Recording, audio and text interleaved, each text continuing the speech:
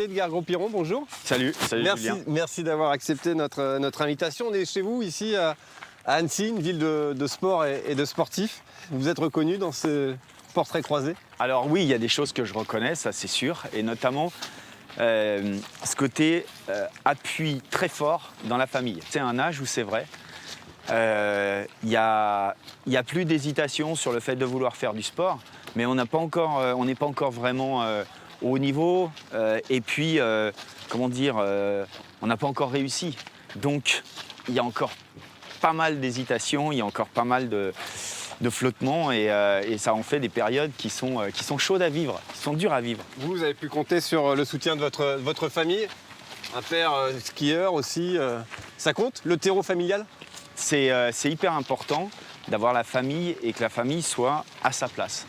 C'est-à-dire, et là je vais vous raconter une anecdote, c'est que quand je suis rentré un jour, j'étais en équipe de France, je rentre à la maison avec un titre de champion du monde, et moi je balance mon sac et je me mets à table. Et ma mère, elle me dit, attends, là ton sac, là, tu défais tes affaires, tu vas les mettre au salle, tu fais une machine, ensuite tu montes ranger ta chambre, puis tu viens mettre le couvert, et là tu pourras te mettre à table.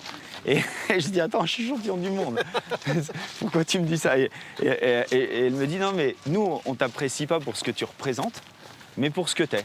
Et on est là pour te donner une éducation, donc ça ne s'arrête pas parce que tu es champion du monde. Et j'ai trouvé ça super parce que c'est là que ta famille, tu sens qu'elle joue son rôle, rien que son rôle, mais elle est vraiment dans son rôle et ça fait du bien, quoi, en fait. Bon, l'émission, la thématique, c'est Graines de champion. Est-ce qu'on est champion?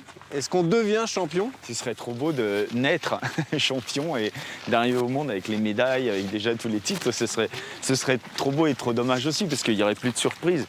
Non, je pense que c'est quelque chose qui se construit vraiment au fil du temps, au jour le jour, par cette capacité qu'on peut avoir à tirer les leçons en permanence de ce qui marche et de l'ancrer, d'en faire presque des stratégies, et puis à évacuer ce qui ne marche pas, et être capable aussi de faire des choix, parce que c'est toujours difficile, hein, choisir c'est renoncer, mais quand il y a des trucs qui ne marchent pas, tout de suite se dire ok, ça je le mets de côté, j'en ai pas besoin, et je me focalise sur ce qui peut potentiellement marcher. Et si je ne sais pas ce qui peut marcher, je vais continuer de chercher. Et c'est ça en fait, les champions, moi je dis toujours que ce n'est pas un statut, c'est un état d'esprit, et c'est cet état d'esprit-là, de la remise en question perpétuelle, qu'il faut cultiver. Vous avez quand même eu le toupet de dire à votre conseillère d'orientation à 10 ans, je serai champion du monde. Oui, disons qu'elle ne croyait pas beaucoup en moi, parce qu'elle me disait, mais mon pauvre Gros-Piron, qu'est-ce qu'on va faire de vous? Vos notes en maths sont pourries, et c'est pas parce que vous avez un 17 en ski de boss qu'il faut vous prendre pour un champion, quoi. Et moi, je lui ai dit, non, mais vous inquiétez pas, les maths, ça m'intéresse pas, je vais être champion du monde de ski de boss. Rapide sur les skis. Et elle m'a dit, mais qu'est-ce qu'on va faire de vous? Et je lui ai dit, vous, j'en sais rien, mais moi, au moins, c'est tout tracé, quoi. Et pour l'anecdote, quand j'ai fermé la porte de son bureau, il y avait son nom qui était écrit sur la porte, et elle s'appelait Madame Lafaille. Et je me suis dit, c'est pas avec Lafaille que je trouvais la force. Et donc, déjà beaucoup d'humour à l'époque. Ça m'a aidé, quoi. Il y a une autre notion aussi qui est importante, c'est le plaisir. Vous dites souvent, il n'y a pas de réussite sans plaisir. Ben oui, et ça, c'est peut-être ce que je retrouve moins dans le reportage. Enfin, j'ai pas senti des athlètes qui, dans l'exercice même de leur métier, prenaient un plaisir de dingue. Voyez? Ah, c'est ça. Et moi, c'est là que je dirais, attention, parce que si tu veux durer dans un sport, il faut trouver le plaisir à faire le job, dans l'exercice même du métier. Bon, les JO, c'est dans moins de 2 ans maintenant. Est-ce qu'on pourra avoir le conseil suprême d'Edgar Gros-Piron pour aborder ces jeux? Ouais.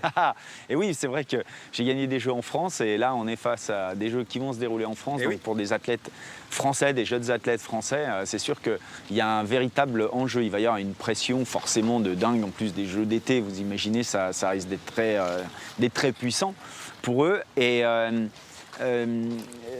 j'ai envie de dire, je vais revenir sur cette notion de plaisir, parce qu'il ne faudrait pas que la pression d'enjeu vienne tuer le plaisir du jeu. Donc cultivez ce plaisir que vous avez dans le jeu, dans l'exercice du métier, et puis ça libérera beaucoup plus facilement les ambitions qui sont les vôtres.